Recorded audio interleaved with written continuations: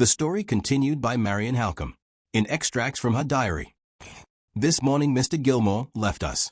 His interview with Laura had evidently grieved and surprised him more than he liked to confess. I felt afraid, from his look and manner when we parted, that she might have inadvertently betrayed to him the real secret of her depression and my anxiety. This doubt grew on me so, after he had gone, that I declined riding out with Sir Percival, and went up to Laura's room instead. I have been sadly distrustful of myself, in this difficult and lamentable matter, ever since I found out my own ignorance of the strength of Laura's unhappy attachment. I ought to have known that the delicacy and forbearance and sense of honor which drew me to poor Hartright, and made me so sincerely admire and respect him, were just the qualities to appeal most irresistibly to Laura's natural sensitivity and natural generosity of nature. And yet, until she opened her heart to me of her own accord, I had no suspicion that this new feeling had taken root so deeply. I once thought time and care might remove it.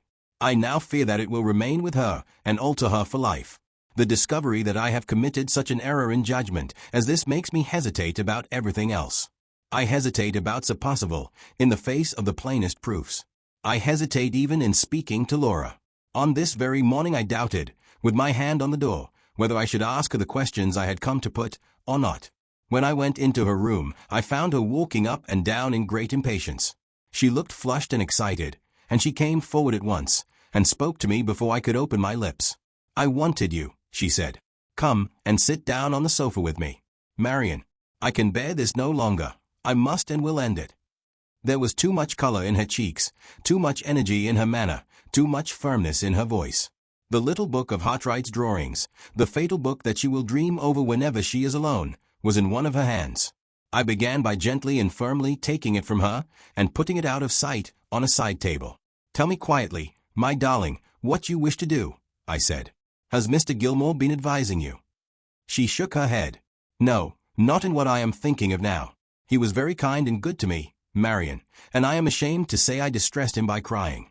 I am miserably helpless. I can't control myself. For my own sake, and for all our sakes, I must have courage enough to end it." "Do you mean courage enough to claim your release?" I asked. "No," she said simply. "Courage, dear, to tell the truth." She put her arms round my neck, and rested her head quietly on my bosom. On the opposite wall hung the miniature portrait of her father. I bent over her, and saw that she was looking at it while her head lay on my breast. "I can never claim my release from my engagement," she went on. "Whatever way it ends, it must end wretchedly for me. All I can do, Marian, is not to add the remembrance that I have broken my promise and forgotten my father's dying words, to make that wretchedness worse." "What is it you propose, then?" I asked. "To tell Sir Percival Glyde the truth with my own lips," she answered, "and to let him release me, if he will, not because I ask him, but because he knows all." "What do you mean, Laura, by all?" "Sir Percival will know enough, he has told me so himself, if he knows that the engagement is opposed to your own wishes. Can I tell him that, when the engagement was made for me by my father, with my own consent, I should have kept my promise, not happily, I am afraid, but still contentedly?" She stopped, turned her face to me, and laid her cheek close against mine. "I should have kept my engagement, Marian, if another love had not grown up in my heart, which was not there when I first promised to be Sir Percival's wife." "Laura, you will never lower yourself by making a confession to him." "I shall lower myself, indeed, if I gain my release by hiding from him what he has a right to know. He has not the shadow of a right to know it." "Wrong, Marian, wrong. I ought to deceive no one, least of all the man to whom my father gave me, and to whom I gave myself." She put her lips to mine, and kissed me. "My own love," she said softly, "you are so much too fond of me, and so much too proud of me, that you forget, in my case, what you would remember in your own. Better that Sir Percival should doubt my motives, and misjudge my conduct if he will, than that I should be first false to him in thought, and then mean enough to serve my own interests by hiding the falsehood." I held her away from me in astonishment. For the first time in our lives we had changed places. The resolution was all on her side, the hesitation all on mine. I looked into the pale, quiet, resigned young face. I saw the pure, innocent heart in the loving eyes that looked back at me, and the poor worldly cautions and objections that rose to my lips dwindled and died away in their own emptiness. I hung my head in silence. In her place, the despicably small pride which makes so many women deceitful would have been my pride, and would have made me deceitful too. "Don't be angry with me, Marian," she said, mistaking my silence. I only answered by drawing her close to me again. I was afraid of crying if I spoke. My tears do not flow so easily as they ought. They come almost like men's tears, with sobs that seem to tear me in pieces, and that frighten every one about me. I have thought of this, love, for many days, she went on, twining and twisting my hair with that childish restlessness in her fingers, which poor Mrs. Vesey still tries so patiently and so vainly to cure her of. I have thought of it very seriously, and I can be sure of my courage when my own conscience tells me I am right. Let me speak to him tomorrow, in your presence, Marian. I will say nothing that is wrong, nothing that you or I need be ashamed of. But, oh, it will ease my heart so to end this miserable concealment. Only let me know and feel that I have no deception to answer for on my side, and then, when he has heard what I have to say, let him act towards me as he will. She sighed, and put her head back in its old position on my bosom. Sad misgivings about what the end would be weighed upon my mind, but still distrusting myself, I told her that I would do as she wished. She thanked me, and we passed gradually into talking of other things. At dinner she joined us again, and was more easy and more herself with Sir Percival than I have seen her yet. In the evening she went to the piano, choosing new music of the dexterous, tuneless, florid kind.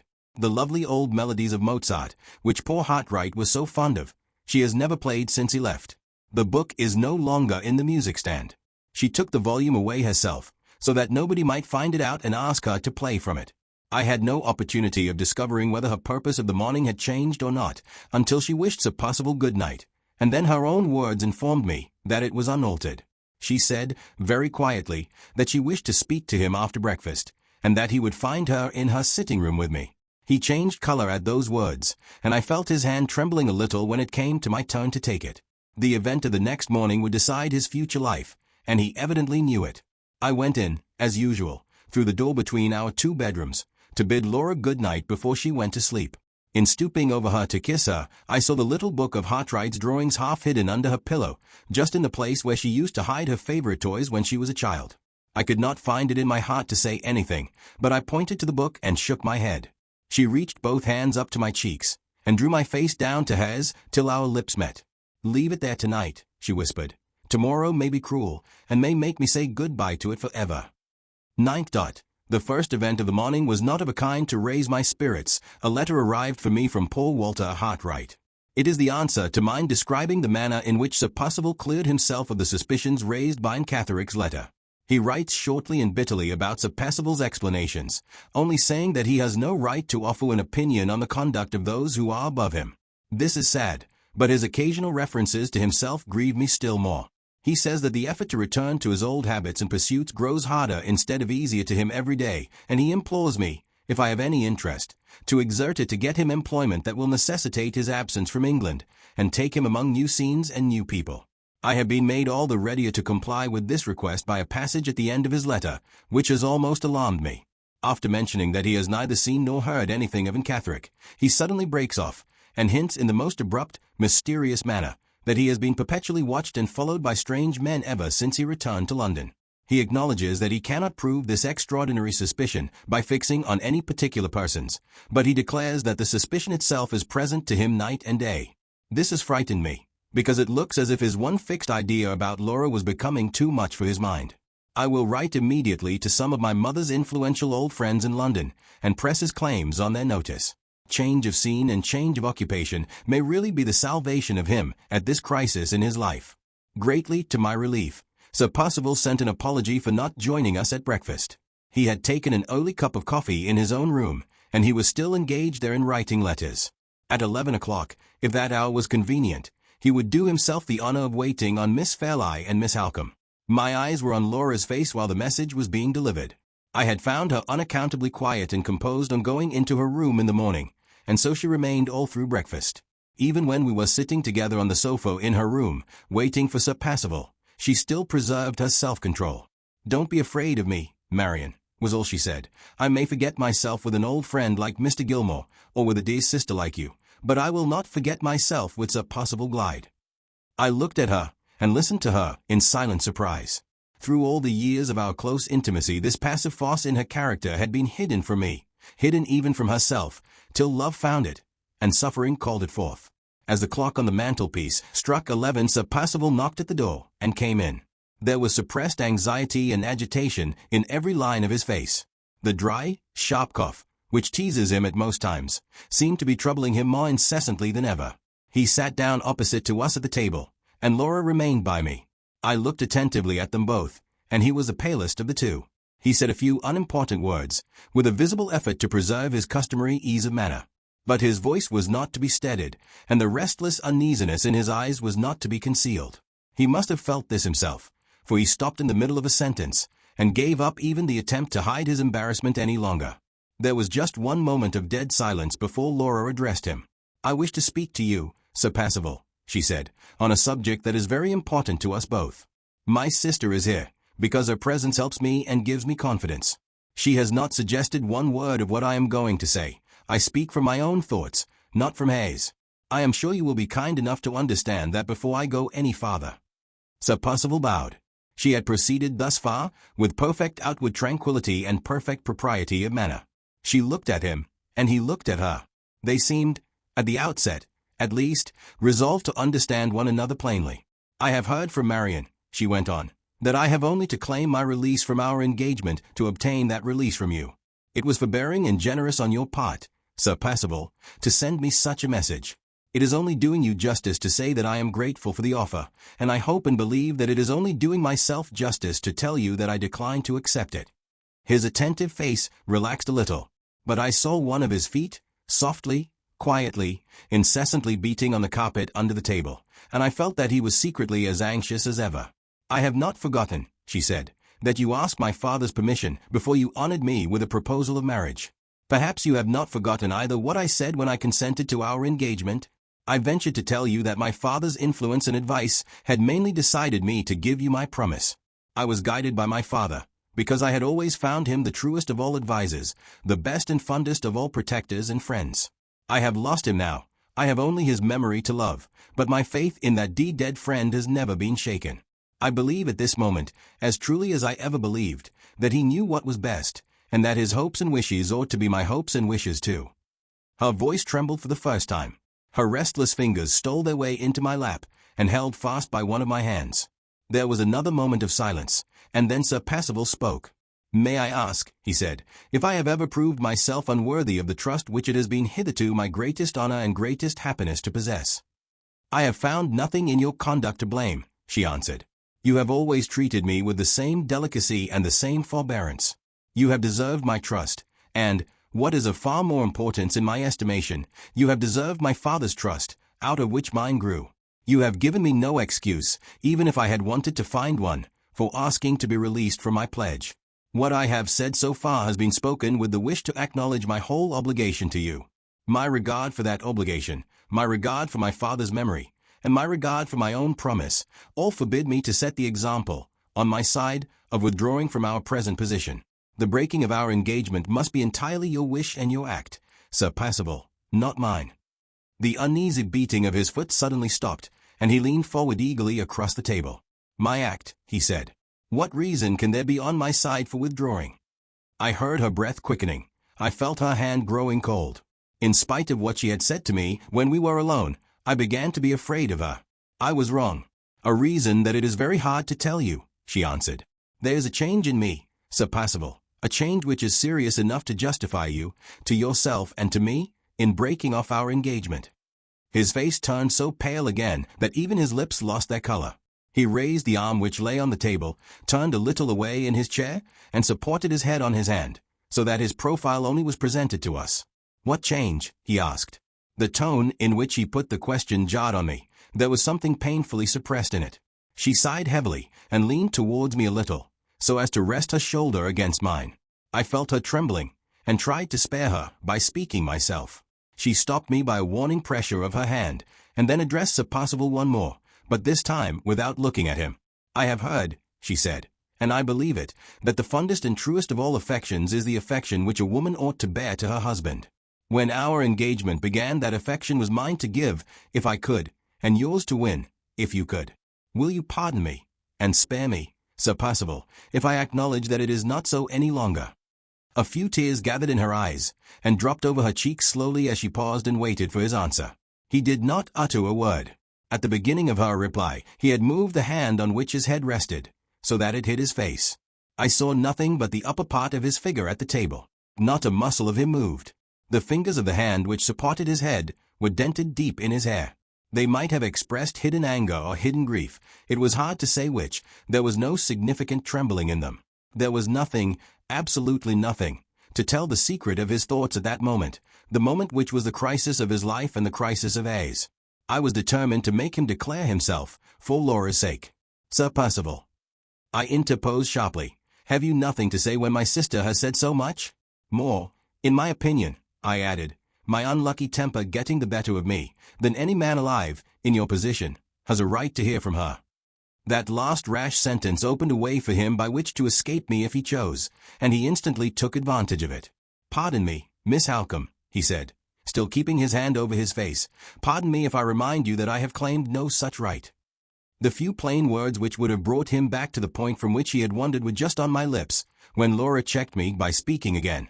I hope I have not made my painful acknowledgment in vain, she continued.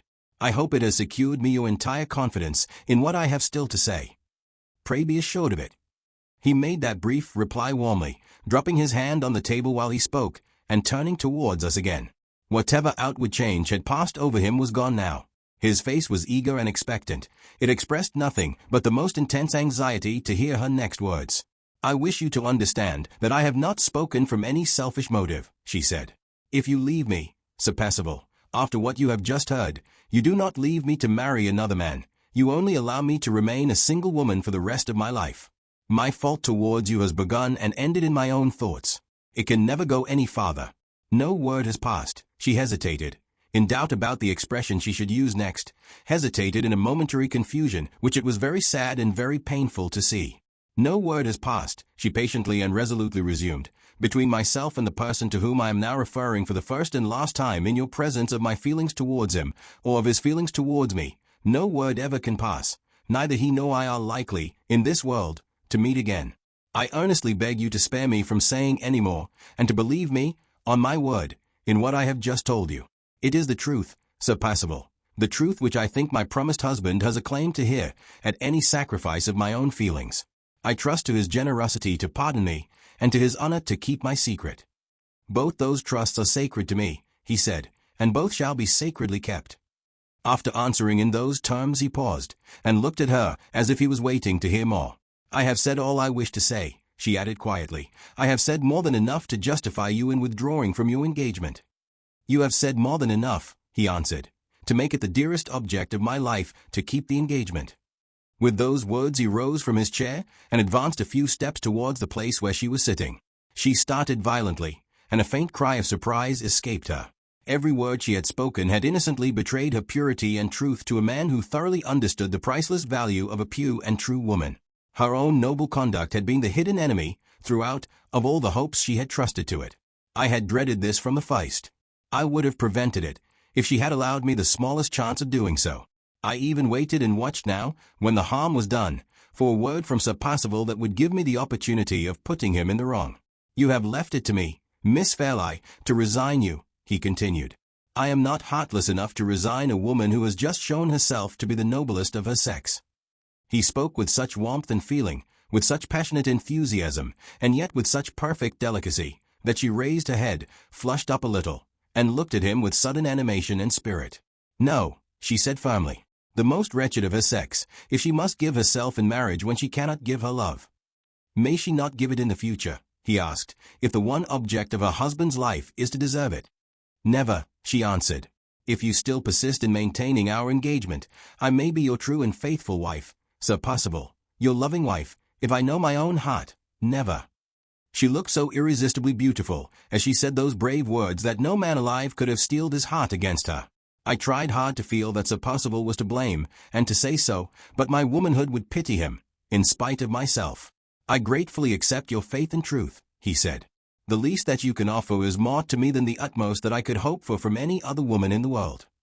Her left hand still held mine, but her right hand hung listlessly at her side.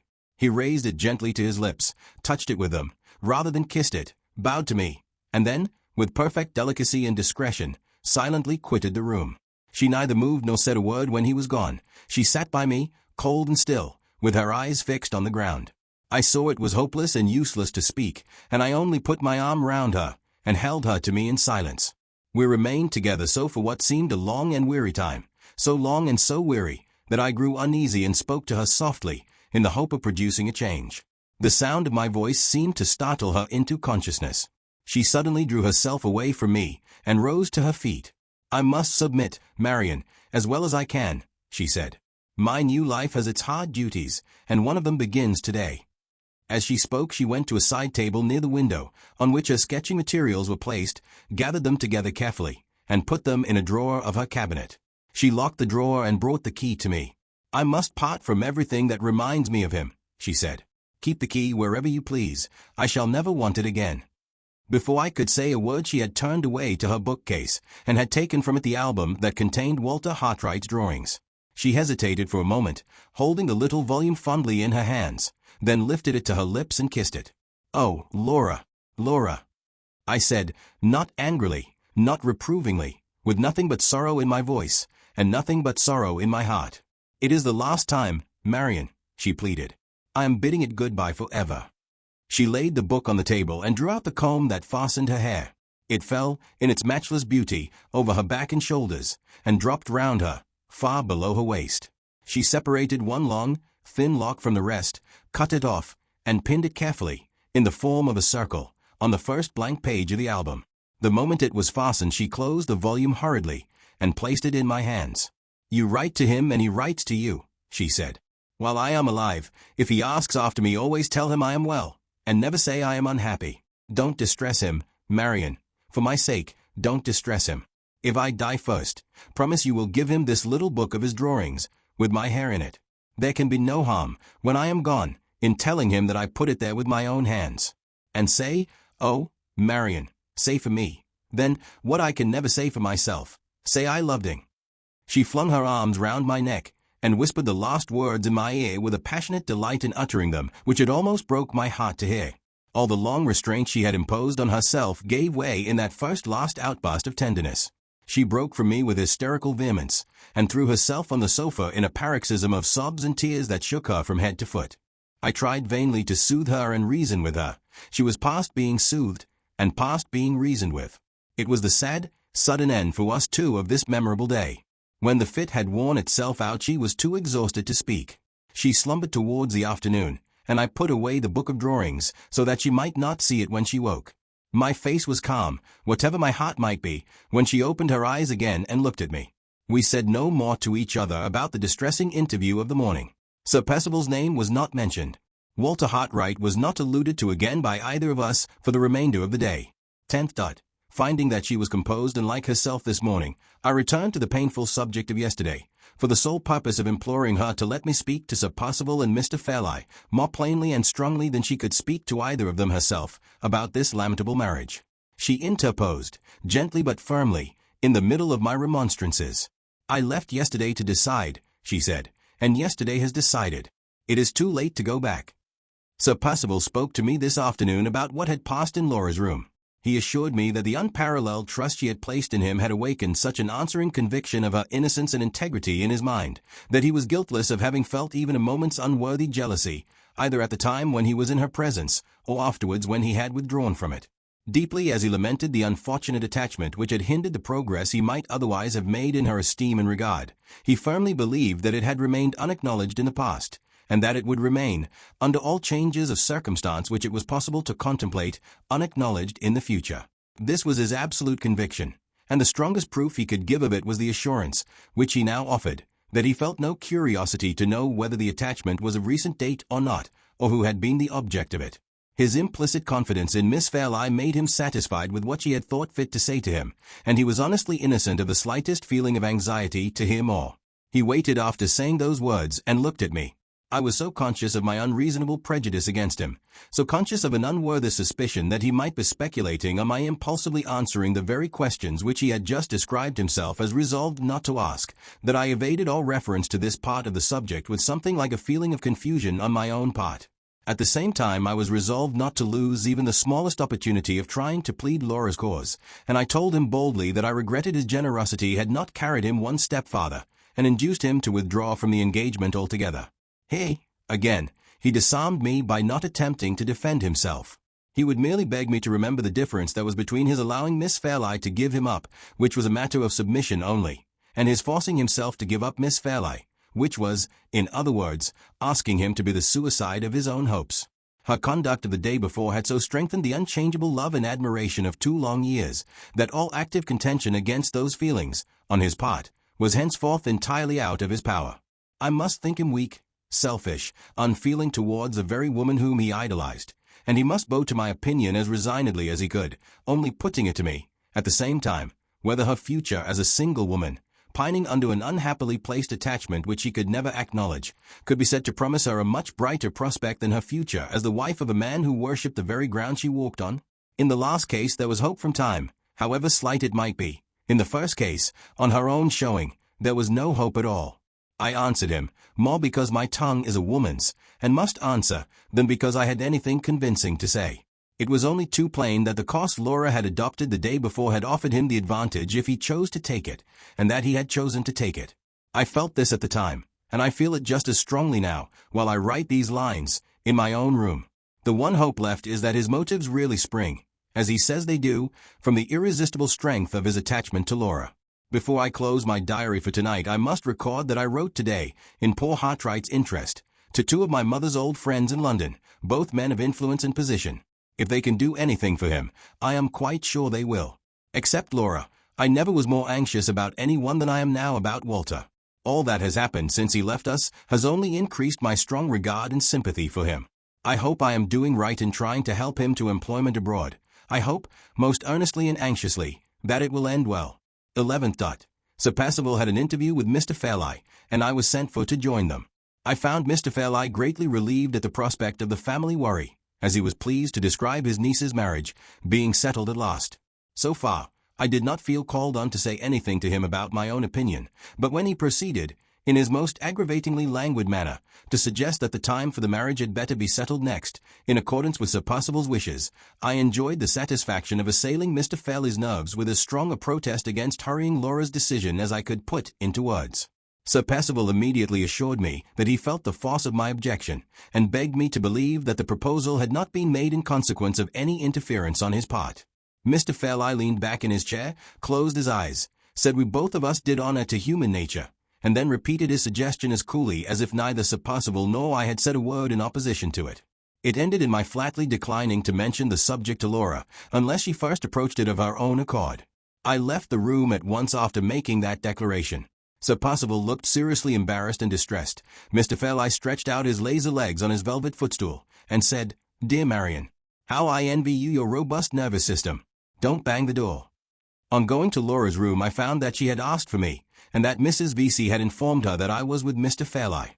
She inquired at once what I had been wanted for, and I told her all that had passed, without attempting to conceal the vexation and annoyance that I really felt. Her answer surprised and distressed me inexpressibly. It was the very last reply that I should have expected her to make. "My uncle is right," she said. "I have caused trouble and anxiety enough to you, and to all about me. Let me cause no more. Marian, let Sir Percival decide." I remonstrated warmly, but nothing that I could say moved her. "I am held to my engagement," she replied. "I have broken with my old life. The evil day will not come the less surely because I put it off. No, Marian. Once again my uncle is right.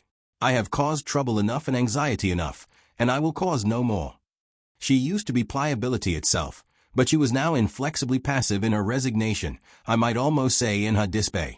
Dearly as I love her, I should have been less pained if she had been violently agitated. It was so shockingly unlike her natural character to see her as cold and insensible as I saw her now. 12th. Sir Percival put some questions to me at breakfast about Laura, which left me no choice but to tell him what she had said. While we were talking she herself came down and joined us. She was just as unnaturally composed in Sir Percival's presence as she had been in mine. When breakfast was over he had an opportunity of saying a few words to her privately in a recess of one of the windows. They were not more than 2 or 3 minutes together, and on their separating she left the room with Mrs. Vesey, while Sir Percival came to me. He said he had entreated her to favour him by maintaining her privilege of fixing the time for the marriage at her own will and pleasure. In reply she had merely expressed her acknowledgments, and had desired him to mention what his wishes were to Miss Halcombe. I have no patience to write more. In this instance, as in every other, Sir Percival has carried his point with the utmost possible credit to himself, in spite of everything that I can say or do. His wishes are now what they were, of course, when he first came here, and Laura, having resigned herself to the one inevitable sacrifice of the marriage, remains as coldly hopeless and enduring as ever. In parting with the little occupations and relics that reminded her of Hartright, she seems to have parted with all her tenderness and all her impressibility. It is only 3 o'clock in the afternoon while I write these lines, and Sir Percival has left us already, in the happy hurry of a bridegroom, to prepare for the bride's reception at his house in Hampshire. Unless some extraordinary event happens to prevent it, they will be married exactly at the time when he wished to be married, before the end of the year. My very fingers burn as I write it. 13th. A sleepless night, through uneasiness about Laura.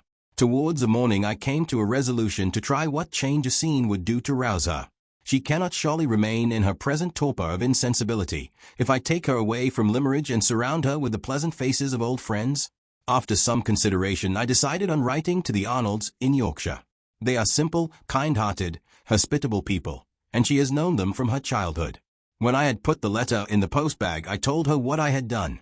It would have been a relief to me if she had shown the spirit to resist an object. But no, she only said, "I will go anywhere with you, Marian. I daresay you are right. I daresay the change will do me good." 14th. I wrote to Mr. Gilmore, informing him that there was really a prospect of this miserable marriage taking place, and also mentioning my idea of trying what change of scene would do for Laura. I had no heart to go into particulars. Time enough for them when we get nearer to the end of the year. 15th. 3 letters for me. The first, from the Arnolds, full of delight at the prospect of seeing Laura and me. The second, from one of the gentlemen to whom I wrote on Walter Hartright's behalf, informing me that he has been fortunate enough to find an opportunity of complying with my request. The third, from Walter himself, thanking me, poor fellow, in the warmest terms, for giving him an opportunity of leaving his home, his country, and his friends. A private expedition to make excavations among the ruined cities of Central America is, it seems, about to sail from Liverpool. The draftsman who had been already appointed to accompany it has lost heart and withdrawn at the 11th hour, and Walter is to fill his place. He is to be engaged for 6 months certain, from the time of the landing in Honduras, and for a year afterwards, if the excavations are successful and if the funds hold out. His letter ends with a promise to write me a farewell line when they are all on board ship, and when the pilot leaves them. I can only hope and pray earnestly that he and I are both acting in this matter for the best.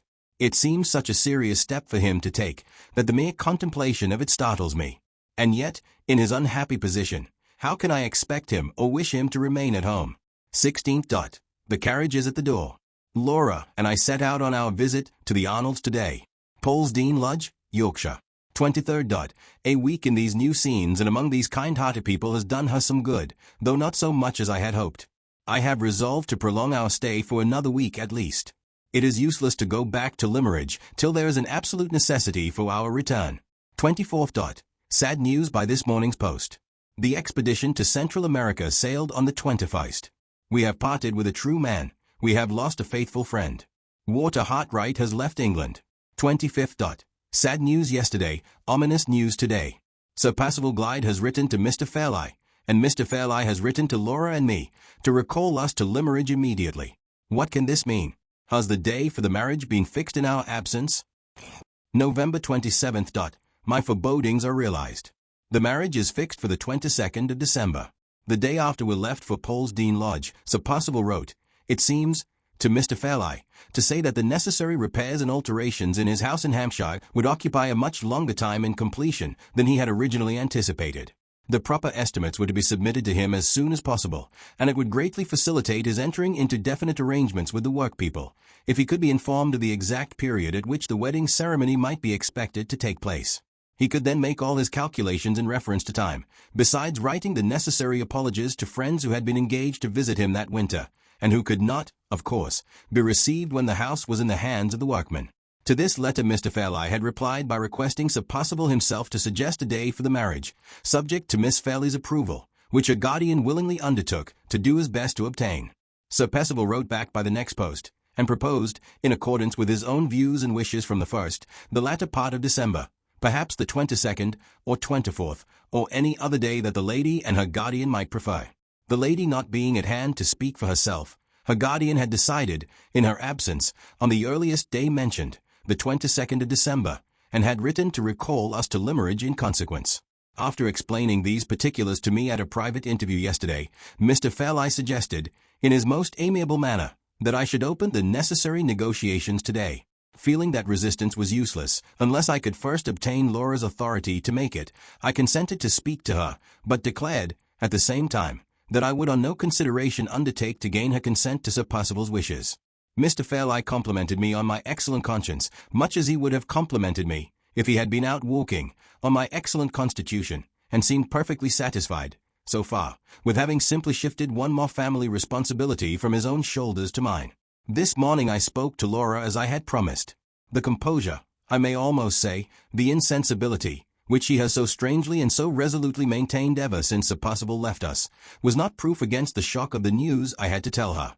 She turned pale and trembled violently. "Not so soon," she pleaded. "Oh, Marian, not so soon." The slightest hint she could give was enough for me. I rose to leave the room and fight her battle for her at once with Mr. Fairlie. Just as my hand was on the door, she caught fast hold of my dress and stopped me. "Let me go," I said. "My tongue burns to tell your uncle that he and Sir Percival are not to have it all their own way." She sighed bitterly, and still held my dress. "No," she said faintly. "Too late, Marian, too late." "Not a minute too late," I retorted.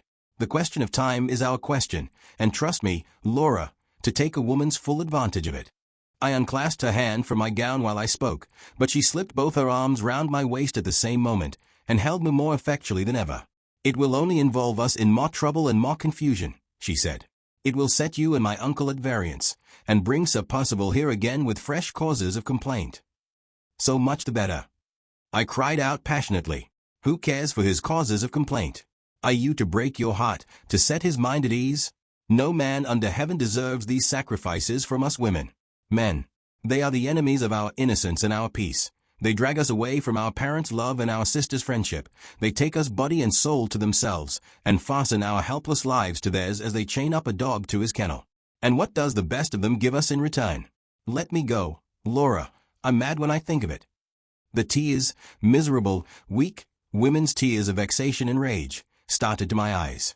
She smiled sadly, and put her handkerchief over my face to hide from me the betrayal of my own weakness, the weakness of all others which she knew that I most despised. "Oh, Marian," she said, "you crying. Think what you would say to me, if the places were changed, and if those tears were mine. All your love and courage and devotion will not alter what must happen, sooner or later. Let my uncle have his way. Let us have no more troubles and heart-burnings that any sacrifice of mine can prevent. Say you will live with me, Marian, when I am married, and say no more." But I did say more. I forced back the contemptible tears that were no relief to me, and that only distressed her, and reasoned and pleaded as calmly as I could. It was of no avail. She made me twice repeat the promise to live with her when she was married, and then suddenly asked a question which turned my sorrow and my sympathy for her into a new direction.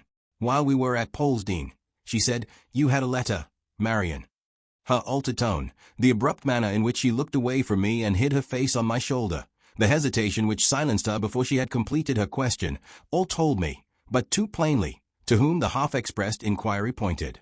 "I thought, Laura, that you and I were never to refer to him again," I said gently. "You had a letter from him," she persisted. "Yes," I replied, "if you must know it." "Do you mean to write to him again?" I hesitated. I had been afraid to tell her of his absence from England, or of the manner in which my exertions to serve his new hopes and projects had connected me with his departure. What answer could I make? He was gone where no letters could reach him for months, perhaps for years, to come. "Suppose I do mean to write to him again," I said at last. "What then, Laura?" Her cheek grew burning hot against my neck, and her arms trembled and tightened round me. "Don't tell him about the 22nd, she whispered. "Promise, Marian, pray promise you will not even mention my name to him when you write next." I gave the promise. No words can say how sorrowfully I gave it. She instantly took her arm from my waist, walked away to the window, and stood looking out with her back to me. After a moment she spoke once more, but without turning round, without allowing me to catch the smallest glimpse of her face. "Are you going to my uncle's room?" she asked. "Will you say that I consent to whatever arrangement he may think best? Never mind leaving me, Marian. I shall be better alone for a little while." I went out. If, as soon as I got into the passage, I could have transported Mr. Fairlie and Sir Percival Glyde to the uttermost ends of the earth by lifting one of my fingers, that finger would have been raised without an instant's hesitation. For once my unhappy temper now stood my friend. I should have broken down altogether and burst into a violent fit of crying, if my tears had not been all burnt up in the heat of my anger. As it was, I dashed into Mr. Fairlie's room, called to him as harshly as possible, "Laura consents to the 22nd," and dashed out again without waiting for a word of answer. I banged the door after me, and I hope I shattered Mr. Fairlie's nervous system for the rest of the day. 28. This morning I read poor Hartright's farewell letter over again, a doubt having crossed my mind since yesterday, whether I am acting wisely in concealing the fact of his departure from Laura. On reflection, I still think I am right. The allusions in his letter to the preparations made for the expedition to Central America all show that the leaders of it know it to be dangerous. If the discovery of this makes me uneasy, what would it make her? It is bad enough to feel that his departure has deprived us of the friend of all others to whose devotion we could trust in the hour of need, if ever that hour comes and finds us helpless. But it is far worse to know that he has gone from us to face the perils of a bad climate, a wild country, and a disturbed population. Surely it would be a cruel candor to tell Laura this, without a pressing and a positive necessity for it. I almost doubt whether I ought not to go a step farther, and ban the letter at once, for fear of its one day falling into wrong hands. It not only refers to Laura in terms which ought to remain a secret forever between the writer and me, but it reiterates his suspicion, so obstinate, so unaccountable, and so alarming, that he has been secretly watched since he left Limmeridge. He declares that he saw the faces of the two strange men who followed him about the streets of London, watching him among the crowd which gathered at Liverpool to see the expedition embark, and he positively asserts that he heard the name of Incatherick pronounced behind him as he got into the boat. His own words are, "These events have a meaning. These events must lead to a result." The mystery of Incatherick is not cleared up yet. She may never cross my path again, but if ever she crosses yours, make better use of the opportunity, Miss Halcombe, than I made of it. I speak on strong conviction. I entreat you to remember what I say. These are his own expressions. There is no danger of my forgetting them. My memory is only too ready to dwell on any words of Hartright's that refer to Incatherick. But there is danger in my keeping the letter. The merest accident might place it at the mercy of strangers. I may fall ill. I may die. Better to burn it at once, and have one anxiety the less. It is burnt. The ashes of his farewell letter, the last he may ever write to me, lie in a few black fragments on the hearth. Is this the sad end to all that sad story? Oh, not the end. Surely not the end already. 29. The preparations for the marriage have begun. The dressmaker has come to receive her orders. Laura is perfectly impassive, perfectly callous about the question of all others in which a woman's personal interests are most closely bound up. She has left it all to the dressmaker, and to me. If poor Hartright had been the baronet, and the husband of her father's choice, how differently she would have behaved. How anxious and capricious she would have been, and what a hard task the best of dressmakers would have found it to please her. 30. We hear every day from Sir Percival. The last news is that the alterations in his house will occupy from 4 to 6 months before they can be properly completed. If painters, paper-hangers, and upholsterers could make happiness as well as splendor, I should be interested about their proceedings in Laura's future home. As it is, the only part of Sir Percival's last letter which does not leave me as it found me, perfectly indifferent to all his plans and projects, is the part which refers to the wedding tour. He proposes, as Laura is delicate, and as the winter threatens to be unusually severe, to take her to Rome, and to remain in Italy until the early part of next summer. If this plan should not be approved, he is equally ready, although he has no establishment of his own in town, to spend the season in London, in the most suitable furnished house that can be obtained for the purpose. Putting myself and my own feelings entirely out of the question, which it is my duty to do, and which I have done, I, for one, have no doubt of the propriety of adopting the first of these proposals. In either case a separation between Laura and me is inevitable. It will be a longer separation, in the event of their going abroad, than it would be in the event of their remaining in London. But we must set against this disadvantage the benefit to Laura, on the other side, of passing the winter in a mild climate, and more than that, the immense assistance in raising her spirits, and reconciling her to her new existence, which the mere wonder and excitement of traveling for the first time in her life in the most interesting country in the world, must surely afford. She is not of a disposition to find resources in the conventional gaieties and excitements of London. They would only make the first oppression of this lamentable marriage fall the heavier on her. I dread the beginning of her new life more than words can tell, but I see some hope for her if she travels, none if she remains at home. It is strange to look back at this latest entry in my journal, and to find that I am writing of the marriage and the parting with Laura, as people write of a settled thing. It seems so cold and so unfeeling to be looking at the future already in this cruelly composed way. But what other way is possible, now that the time is drawing so near? Before another month is over our heads, she will be his Laura instead of mine. His Laura. I am as little able to realize the idea which those two words convey. My mind feels almost as dulled and stunned by it, as if writing of her marriage were like writing of her death. December 1st. A sad, sad day, a day that I have no heart to describe at any length. After weakly putting it off last night, I was obliged to speak to her this morning of Sir Percival's proposal about the wedding tour, in the full conviction that I should be with her wherever she went. The poor child, for a child she is still in many things, was almost happy at the prospect of seeing the wonders of Florence and Rome and Naples. It nearly broke my heart to dispel her delusion, and to bring her face to face with the hard truth. I was obliged to tell her that no man tolerates a rival, not even a woman rival, in his wife's affections, when he first marries, whatever he may do afterwards. I was obliged to warn her that my chance of living with her permanently under her own roof depended entirely on my not arousing Sir Percival's jealousy and distrust by standing between them at the beginning of their marriage, in the position of the chosen depository of his wife's closest secrets.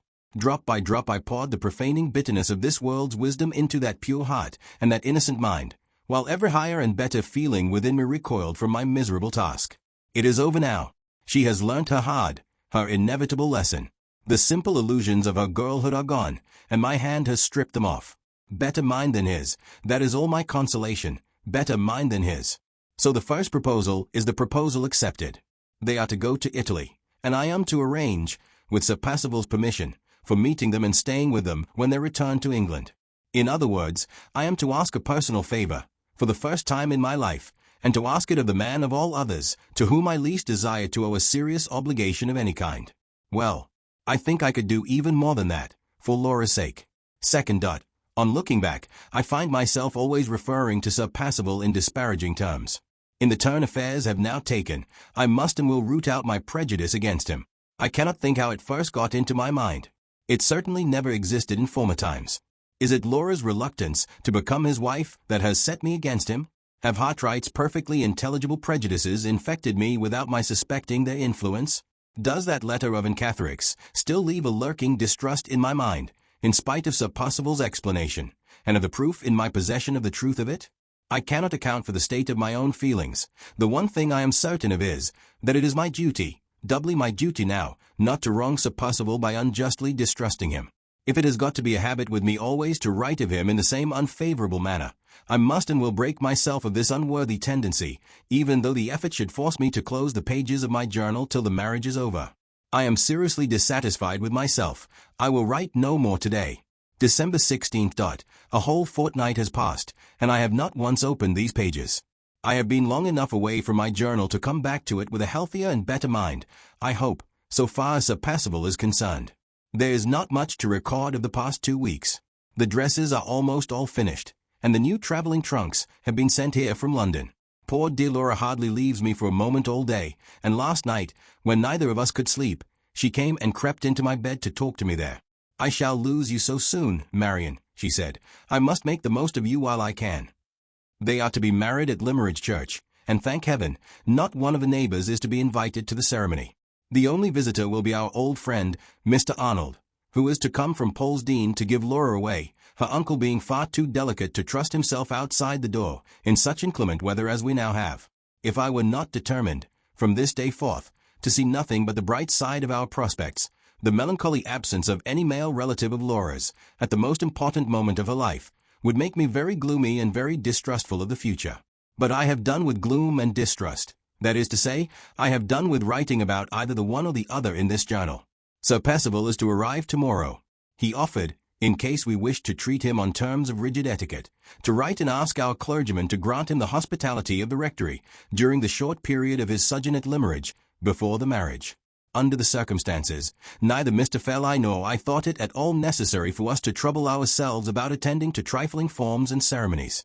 In our wild moorland country, and in this great lonely house, we may well claim to be beyond the reach of the trivial conventionalities which hamper people in other places. I wrote to Sir Percival to thank him for his polite offer, and to beg that he would occupy his old rooms, just as usual, at Limmeridge House. 17th. He arrived today, looking, as I thought, a little worn and anxious, but still talking and laughing like a man in the best possible spirits. He brought with him some really beautiful presents and jewelry, which Laura received with her best grace, and, outwardly at least, with perfect self-possession.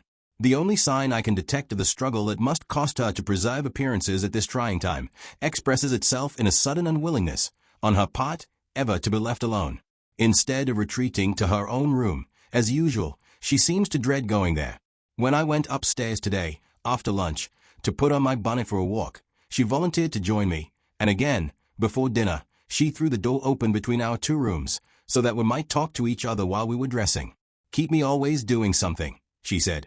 "Keep me always in company with somebody. Don't let me think. That is all I ask now, Marian. Don't let me think." This sad change in her only increases her attractions for Sir Percival. He interprets it, I can see, to his own advantage. There is a feverish flush in her cheeks, a feverish brightness in her eyes, which he welcomes as the return of her beauty and the recovery of her spirits.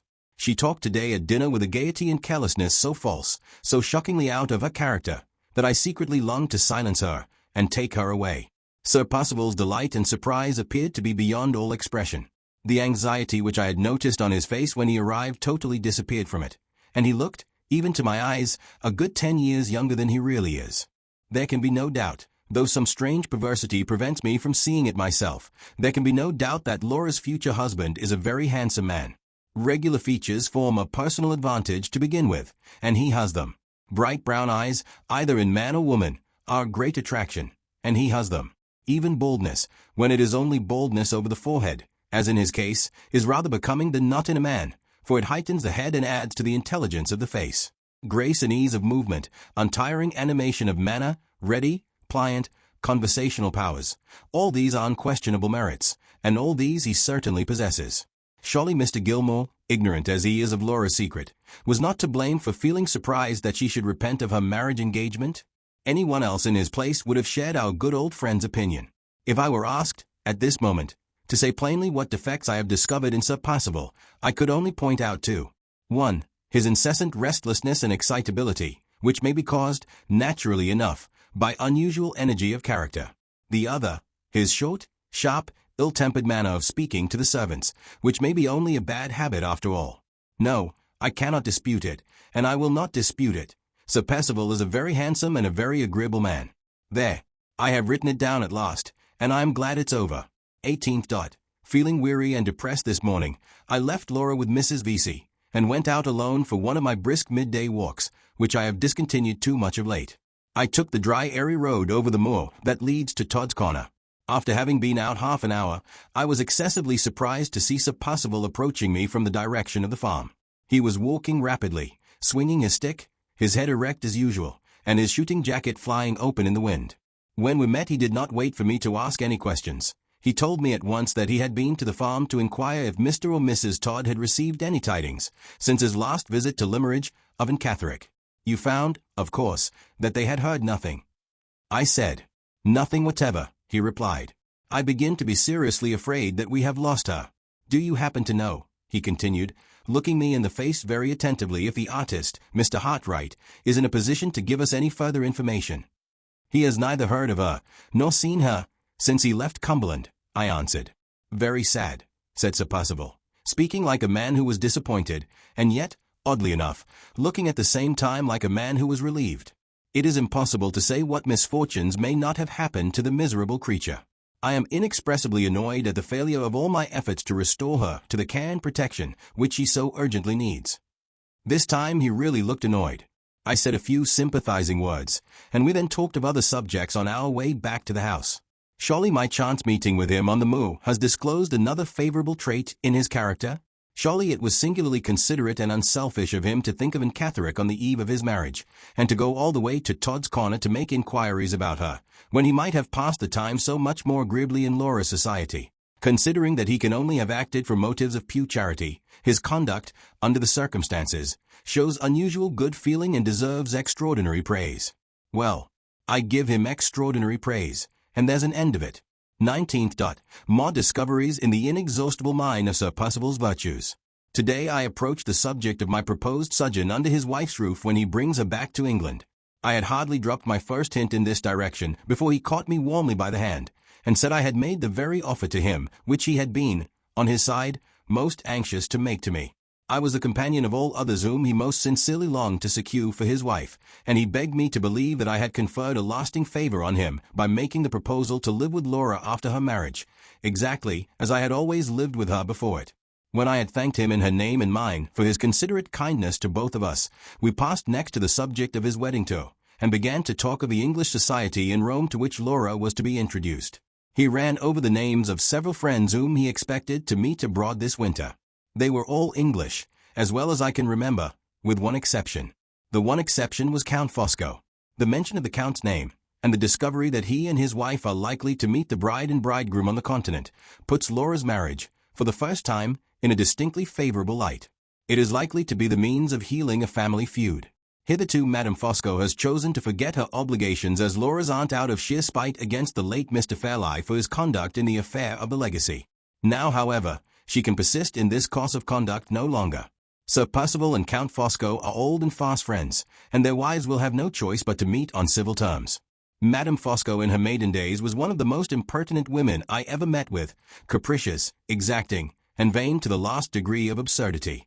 If her husband has succeeded in bringing her to her senses, he deserves the gratitude of every member of the family, and he may have mine to begin with.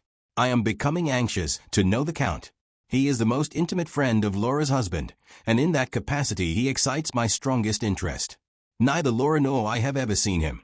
All I know of him is that his accidental presence, years ago, on the steps of the Trinita del Monte at Rome, assisted Sir Percival's escape from robbery and assassination at the critical moment when he was wounded in the hand, and might the next instant have been wounded in the heart. I remember also that, at the time of the late Mr. Fairlie's absurd objections to his sister's marriage, the Count wrote him a very temperate and sensible letter on the subject, which, I am ashamed to say, remained unanswered. This is all I know of Sir Percival's friend. I wonder if he will ever come to England. I wonder if I shall like him. My pen is running away into mere speculation. Let me return to sober matter of fact. It is certain that Sir Percival's reception of my venturesome proposal to live with his wife was more than kind. It was almost affectionate. I am sure Laura's husband will have no reason to complain of me if I can only go on as I have begun.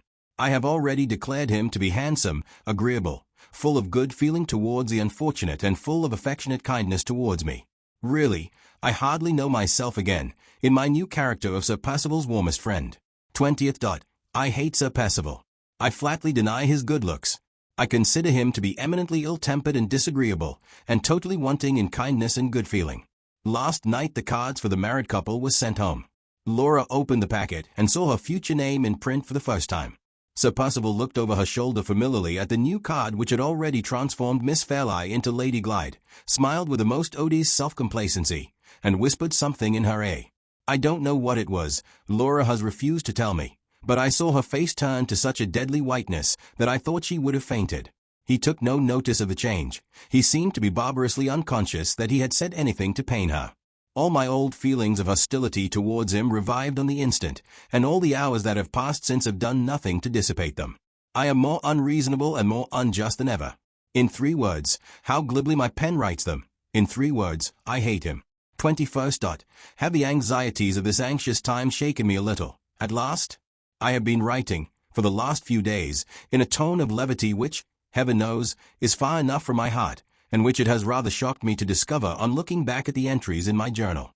Perhaps I may have caught the feverish excitement of Laura's spirits for the last week. If so, the fit has already passed away from me, and has left me in a very strange state of mind.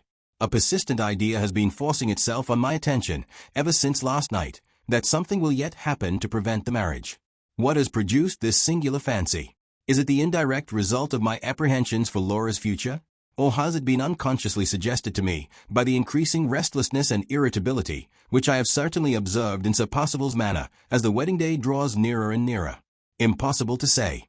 I know that I have the idea, surely the wildest idea, under the circumstances, that ever entered a woman's head, but try as I may, I cannot trace it back to its source.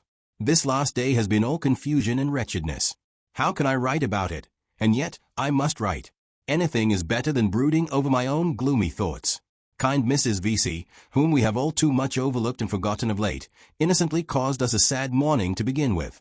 She has been, for months past, secretly making a warm Shetland shawl for her dear pupil, a most beautiful and surprising piece of work to be done by a woman at her age and with her habits.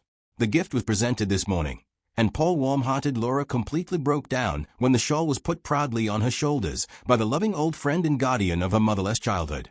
I was hardly allowed time to quiet them both, or even to dry my own eyes, when I was sent for by Mr. Fairlie, to be favored with a long recital of his arrangements for the preservation of his own tranquility on the wedding day.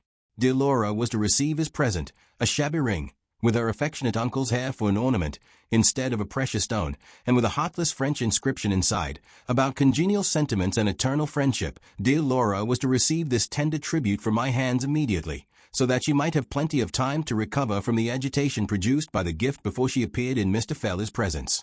Dear Laura was to pay him a little visit that evening, and to be kind enough not to make a scene. Dear Laura was to pay him another little visit in her wedding dress the next morning, and to be kind enough, again, not to make a scene. Dear Laura was to look in once more, for the third time, before going away, but without harrowing his feelings by saying when she was going away, and without tears, in the name of pity, in the name of everything. Dear Marian, that is most affectionate and most domestic, and most delightfully and charmingly self-composed, without tears. I was so exasperated by this miserable selfish trifling, at such a time, that I should certainly have shocked Mr. Fairlie by some of the hardest and rudest truths he has ever heard in his life, if the arrival of Mr. Arnold from Polesdean had not called me away to new duties downstairs. The rest of the day is indescribable. I believe no one in the house really knew how it passed. The confusion of small events, all huddled together one on the other, bewildered everybody. There were dresses sent home that had been forgotten. There were trunks to be packed and unpacked and packed again. There were presents from friends far and near, friends high and low. We were all needlessly hurried, all nervously expectant of the morrow. Sir Percival, especially, was too restless now to remain 5 minutes together in the same place. That short, sharp cough of his troubled him more than ever. He was in and out of doors all day long, and he seemed to grow so inquisitive on a sudden that he questioned the very strangers who came on small errands to the house. Add to all this, the one perpetual thought in Laura's mind and mine, that we were to part the next day, and the haunting dread, unexpressed by either of us, and yet ever present to both, that this deplorable marriage might prove to be the one fatal error of her life and the one hopeless sorrow of mine.